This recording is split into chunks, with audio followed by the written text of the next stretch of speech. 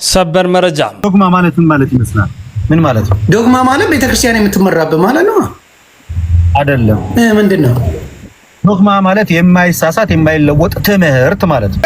የፖለቲካ የረብሻ ሐሳብ እንዳለው አድርጋችሁ የምትናገሩ እንዳንድ የወንጌል አማኞችና ጴንጤዎች ብትረጋጉ ይሻላል። ሰላም ወዲደየ ሰላም ቤተሰቦች እንደምን ከረማችሁ? እንዴት አላችሁ? እንግዲህ ለዛሬ ያው ለእናንተ ይመጥናል ያስተምራል ብለን ያሰብነውን ያው ይዘንላችሁ ቀርበናል። እንግዲህ በቲክቶኩ ዓለም የመንፈሳዊው ፕሮግራም እንግዲህ አዘጋጆች ያው ብዙ ጊዜ ታቋቸዋላችሁ። እሱን እየተተካክለን እንመለሳለን። ቤተክርስቲያን ኢየሱስን አትሰብክም እያልክ እንድትናገር ፐርሰናሊ እኔ አልፈቅድልህም። ምክንያቱም መች ነበርክ ቤተክርስቲያን ውስጥ አንተ ራሱ? እንዴት ማለት አሁን አየህ አንተ የፈለግከው አሁን ምንድነው? ተበሳሳስታ እንደዚህ ሆነ ተብሎ አይደለም። ከቀደም ጀምሮ ለማወያየት ብቻ ከሆነ የገባኸው ትምህርቱን ስለማታውቀው ሰዓት ሰተህ ቁጭ ነው ማለት ያለብህ። መጀመሪያ እኔን ላስረዳ እያልክ ወደዛ ማለት የለም። ዮኒ አይ ቤግ ዩ ቢሰርበኝ እንኳን ዮኒ ምንም እንዳትናገር ዮኒ አይ ቤግ ዩ አንዴ ሐሳብ ቆይ እኔን ልታስረዳኝ ቆይ አንተ እኔ ጥያቄ ግራ ገብቶኝ ነው የመጣሁት አይደል እንዴ? አይ ኖ ገብቶኛል። አንዴ ልጨርስልህ ፕሊዝ። ጥያቄ ጠየቀኝ እያቋረጥክም እንዲህ እሱን አይደለም እኔ እንትን እያደረኩ ያለሁት እየተናገርኩ ያለሁት አንተ ጥያቄ ጠየቀው ትምህርቱን ስላላወቅከው ነው እንጂ ትምህርቱ ቢገባህና ብትረዳው ኖሮ ጥያቄ ሲጀምር አይኖርህም። ጥያቄ አልገባው ያ ሶ እንደዛ ከሆነ የምትጠይቀው በንግግሮች መሃል ላይ ወደዛም ወደዚህም ጥያቄ ከሆነ ይሄ እኔ ጥያቄ ነው ብለህ ነው እንጂ ማስቀመጥ ያለብህ ልክ ሌላ አይነት በሚመስል መንገድ ነገሩን እንድትቀይረው አንፈልግም። እኛ እንወያያለን። እኔ ያለው ያሬድ አለ ኤርሚ አለ። ከየትኛውም ሰው ጋር ርዕሱን አስቀምጠን መወያየት እንችላለን። እኔ እኮ መኪና አቁሜ ነው እስካሁን ድረስ ካንተ ጋር ሲወያየ ነበር። ቤት ስትገባ ዲዩቲንክ በፍርሃት ቢኖር ቀደም ሙሉ ካንተ ቤት መውጣት አልችልም ነበር እንዴ? እችላለሁ። ስለዚህ እስከዛሬ ብትሰብክ ኖሮ ማሳጨን አልገባኝም። ንግግሮች ልክ አይደሉም። በጣም ጥሩ። እስከዛሬ ኢየሱስን ብትሰብከን ኖሮ ብለህ ቤተክርስቲያኔ ኢየሱስን እንደማትሰብክ አድርገህ እንድታወራ ፐርሰናሊ አልፈቅድልም። ምክንያቱም ቤተክርስቲያን ውስጥ አልነበርክም። ፍሮም ዘ ቬሪ ቢጊኒንግ አንተ የታየ ይሰበክ አይሰበክ በምን አወቅ? እንደዛ ብለህ ኮንክሉዥን መስራት አትችልም። እንዳልነበርኩ በምን አወቅ አንተ? ንገረኝ እስኪ ቤተክርስቲያን የተማርክበትን ነገር አውጣና አሳየኝ። ይሄን መንገድ እያመጣው ነው እንዴ? የቤተክርስቲያን ሙሉ መጽሐፍ ቅዱስ ላይ ያመጣው ስለ ሉቃስ ስንነጋገር፣ ስለ ዮሐንስ ስንነጋገር፣ ስለ ኢሳያስ ስንነጋገር ከመሬት እየፈጠርኩ ነው ማመጣው እንዴ? ይፍታት አደርገው እሱን አይደለም ያልኩህ። እና ምን ነው በሰንበት ትምህርት ቤት ተምረህ አልፈሃል? አልተማርኩም። መጽሐፍ ቅዱስ እኮ ነው የሚያስተምር አይደል እንዴ? በጣም ያልገባኝን እጠይቃለሁ። አስተምርም አላልኩኝም። ፕሊዝ ያልገባኝን እጠይቃለሁ። እኔ አትጠይቅ አላልኩኝም። አሁንም እያልክ ያለው የእናንተ ክራይቴሪያ እናንተ በሄዳችሁበት መንገድ ኦርቶዶክስ አትባልም ያለው። ስለዚህ ሺፍት ሳታረግ ዳይሬክት መልስልኝ። እሺ፣ በዚህ ውይይት ላይ ደግሞ እንግዲህ ያው እንዳዳመጣችሁት ነው ትንሽ እየተቃረረ ነው። አንዳንድ ነገሮች መስመር እየሳቱ ይመስለኛል። ምክንያቱም ብዙዎቹ ወደ አልተፈለገ ክርክር በተለይ ደግሞ ኦርቶዶክሳውያንም ሆኖ ደግሞ ወደ አልተፈለገ ውዝግብና ክርክር እየገቡ ይገኛሉና ይህ ነገር ደግሞ መቆም አለበት። ምክንያቱም እርስ በርስም በርግጥ መስማማት ከሌለ ሌሎቹን ለማሳመን ትንሽ ያስቸግራል። እውነት የለውም፣ ሀሜተኛ ነው። የወንድማችን የፈለገን ሐሳብ ፖለቲካዊ ከለር እንዲኖረውና ጉዳዩን በ5 ኪሎ የሲኖዶስና የቤተ ክህነት ጉዳይ ነቅላችሁ ወደ 4 ኪሎ ወስዳችሁ ወንድማችንን ፈለገን የፖለቲካ የረብሻ ሐሳብ እንዳለው አድርጋችሁ የምትናገሩ እንዳንድ የወንጌል አማኞችና ጴንጤዎች ብትረጋጉ ይሻላል። መንግስት እናንተ በምታዩት አንግል ብቻ የሚያይ ሸውራራ አይደለም። ይሄ ልታውቁ ይገባል። ፈለገ ወንድማችን ምንድነው ያለው? እስቲ ሁላችሁም ኦርቶዶክሳውያን ከልብ አዳምጡ። ክርስቲያናችን የአዳራሽ አገልግሎት አያስፈልጋትም። አውደ ምህረቱ ሰፊ ነው። አውደ ምህረት አልጠበበንም። እናም የአዳራሽ አገልግሎት ቅድስት ቤተክርስቲያናችን አያስፈልጋትም። በአዲስ አበባ ዙሪያ ያላችሁ ኦርቶዶክስ ወጣቶች በአጠቃላይ በተለይ ለጥምቀት ቀን እየወጣችሁ ምንጣፍ እያነጠፋችሁ በረከትን የምትሰበሰቡ በጣም በፍቅርና በስስት የምናያችሁ ወንድሞቻችን ከዚህ በኋላ ማንም ተነስቶ በቤተ ክርስቲያን እንዳያለግጥ፣ በቤተ ክርስቲያን ላይ እንዳይቀልድ እነዚህ ሰዎች ለሚሰሩ ስህተት በቂ የሆነ ምላሽ ሰጥተን ሌሎች ሰዎች ከስተታቸው እንዲታረሙ ማለት ነው። እንግዲህ እንደዚህ የተባለው የካሳንቺስን የልደታን ልጅ፣ የቄራን ልጅ፣ የጎፋን የኮልፌን ልጅ፣ የፈረንሳይ ልጅ በአዲስ አበባ አጠቃላይ ያሉትን ወጣቶች የጠራ ነው። ድንጋይ ልንወረውር ጦር ልንሰብክ አይደለም፣ አባቶቻችን ላይ ጥያቄ ለመጠየቅ እንዲህ አይነት ጉዳይ እንደማንፈጽም ልባችሁ ያውቀዋል። ስለሆነም ፍኖተ ጽድቅ የሚባልን ተቋም አባቶቻችን ያላሰለሰ እርምጃ እንዲወስዱ እኛ ወጣቶች አባቶቻችንን እንጠይቃለን። ፍኖተ ጽድቅ ማለት የፓስተር ዮናታን ሌላኛው ቅርንጫፍ ነው ማለት ነው። ፍኖተ ጽድቅ ማለት የነብዩ ጥላውን ሌላኛው ቅርንጫፍ ነው።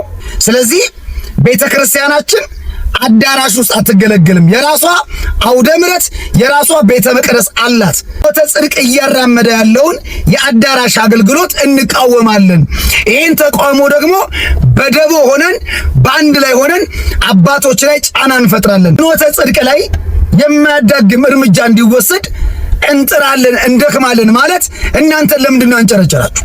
ለምንድን ነው ያስቆጣችሁ? ጉዳዩን ለምንድን ነው የፖለቲካ ልብስ ያለበሳችሁት?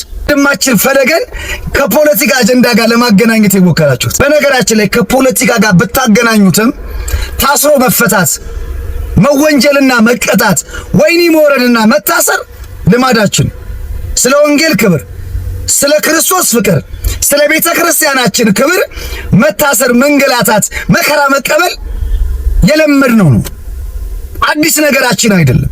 ነገር ግን ወንድማችን ፈለገ እየተናገረ ያለው እኛ ወጣቶችን ሰብስቦ በደቦ ሆነን ቅዱስ ሲኖዶስ ሄደን እናናገራለን። አባቶቻችን ሊቃነ ጳጳሳት በሲኖዶስ ጉባኤያቸው በፍኖተ ጽድቅ ላይ ጠንከር እንዲሉ መላው አዲስ አበባ ላይ የሚገኙ ወጣቶችን መጥራት ማለት እናንተ እንደምታስቡት ፖለቲካ የ4 ኪሎ ጉዳይ ሳይሆን ጥያቄያችን 5 ኪሎ ላይ የሚገኘውን የቅዱስ ሲኖዶስ ሐሳብ ጠንከር እንዲለው።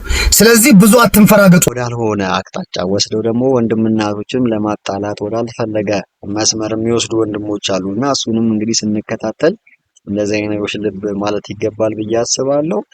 ብፁዕ አባታችን ብፁዕ አቡነ ገብርኤል የምዕራብ ሸዋ ሀገረ ስብከት ሊቀ ጳጳስ ናቸው። እንደምናስታውሰው ብፁዕ አባታችን በፍኖተ ጽድቅ ዕለተ አርብ ላይ በስቅለት ቀን ማለት ነው በፍኖተ ጽድቅ አዳራሽ ውስጥ አንዲት ስብከት ሰብኮ ነበረ።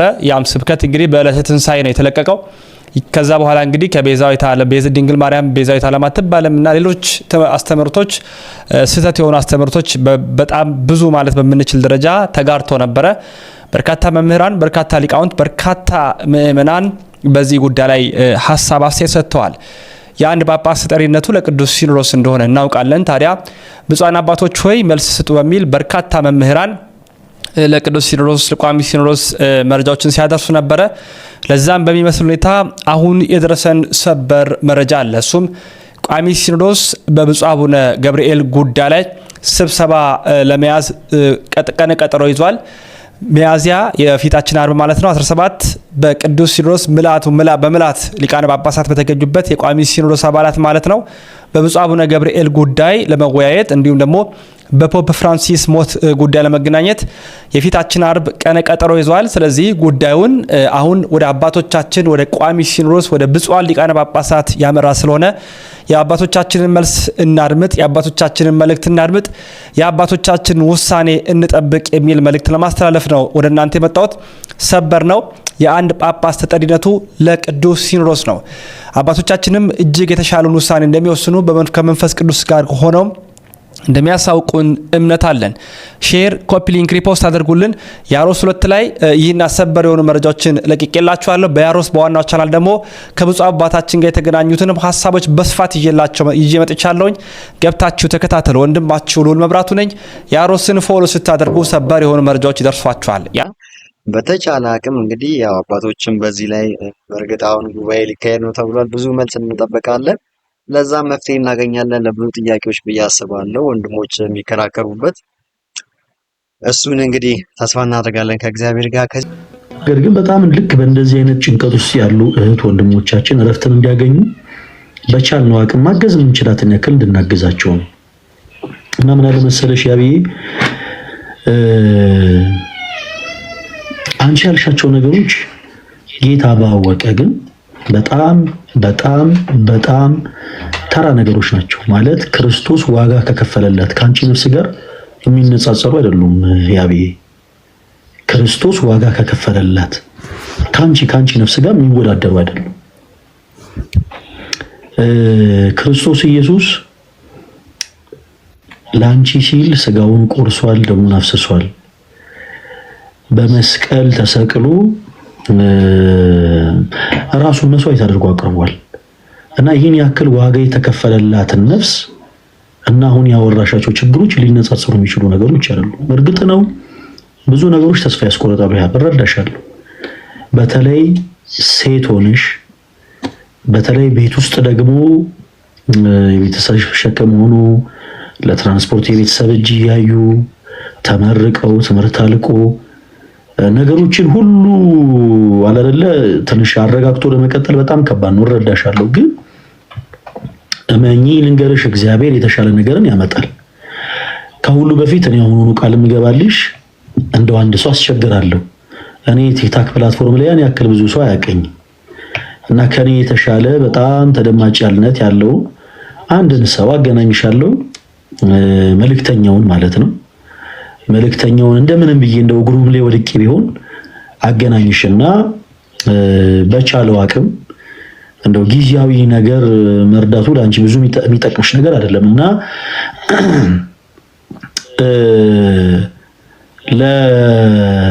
ለወንድማችን ያው ያለውን ነገር አስረድተ ነው ያው በቻለው አቅም ወይ ማስታወቂያ ሰርተሽለት በሌሎችም ጉዳዮች ያንቺን ችግር ሰዎች እንዲረዱ ማገዝ የሚችሉ ሰዎችን ደግሞ እንዲያግዙሽ እናደርጋለን። እግዚአብሔር ባወቀ እርግጠኛ ነኝ አሁን ይሄን ላይ ራሱ እኔና አንቺ ቁጭ ብለን እያወራን እዚህ ውስጥ አቅም ያላቸው ብዙ ኦርቶዶክሳውያን ይኖራሉ። በነገራችን ላይ ሰውን ለመርዳት የግድ ሰው ኦርቶዶክስ መሆን አይጠበቅበትም። ፕሮቴስታንትም ሆኖ ሙስሊምም ሆኖ ሰው ሊረዳ ይችላል። እና ይሄን ላይቭ ስትሪም የተከታተሉ ያሉ ሰዎችም ከላይቭ እንደወጣሽ ፕሊስ እንደዚህ አይነት ስራ እንድታግዥን እንፈልጋለን ብለው መልእክት ሊጽፉልሽ ይችላሉ። እና በአንዳሽ ነገር አትጨነቂ። ሌላው ግን አንድ ነገር ብቻ ልንገርሽ። አንድ ጊዜ ሰሙት እውነተኛ ታሪክ ልንገርሽ። ያብዬ ሁለተኛ ታሪክሽ ማለት ለክ ማስለቀሰኝ እኮ ማለት ነው አለ መሰለህ። ሴት ልጅ ነክና ሌላ ስራዎችን መስራት አልፈልግም። የሆነ አቅም ኖሮኝ ራሴ መቆም ምናምን ፈልጋለሁ ማለት ከዚህ በፊትም ራሴን ነበር ማስተዳድረው ምናምን በቃ ትንሽ አመት ምናምን በጣም በቃ የሚከብድ ነገር ላይ ነው።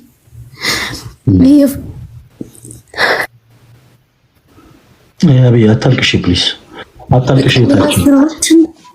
ሌላ ስራዎችን ምናምን መስራት አልፈልግም። ብዙ ጊዜ በዚህ ሰዓት እውነቱን የምነግርህ ስራ ቦታ የሆነ ወረቀትም ስራ የሚሆን ነገር ለማስተካከል በምትሄድ ሰዓት የምትጠየቀው ነገር በጣም ደባል፣ በጣም ነው የሚጨንቀው። በዛ መንገድ ውስጥ ደግሞ ማለፍ አልፈልግም። ማለት እኔ ነገ ህይወቴ